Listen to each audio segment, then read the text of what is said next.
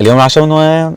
اليوم ما في عشاء. اليوم راح احكي لكم على شركة ماركتينج اسمها سفاير. هاي الشركة مستلمة كتير مشاريع موجودة في الامارات، وانا بتعامل معهم من فترة، وما شاء الله شغلهم مرتب مرتب مرتب. مستلمين كتير مطاعم انا بسوق لها، والمطاعم ما شاء الله عليها عندها عجقة وعندها ضخ زباين مرتب. وهن ما بيستلموا بس المطاعم، هن عندهم مجالات مختلفة، مطاعم، اوتيلات، مشافي، عيادات، كتير في مجالات عندهم. بصراحة شغل النار، المحتوى طبعا حلو، الافكار جميلة، استراتيجيات جديدة، يعني في شغل مميز عنده. نقطة كتير مهمة، التيم تبعهم موجود في الامارات، والخبرة تبعته بالامارات، يعني بيعرفوا السوق الاماراتي كيف بيمشي، والمشاريع كيف بدها تنجح. بيحسن يستلم اي مشروع ويوصله للشيء اللي بدهم اياه. فاقترحت عليهم تعاون، انه نحن اي شخص بيجي من طرفي من متابعيني رح ياخذ خصم 30% للخدمات الموجودة عندهم. فإذا أنتم موجودين في الإمارات وعندكم بزنس وحابين توصلوا لمستوى معين، تواصلوا مع هالشركة واعطوهم الكود الخصم سرميني، وبإذن الله رح تدعوا لي. هذا كان فيديو اليوم، إن شاء الله يكون عجبكم، وكالعادة يا سادة الصلاة على الحبيب تجلب السعادة.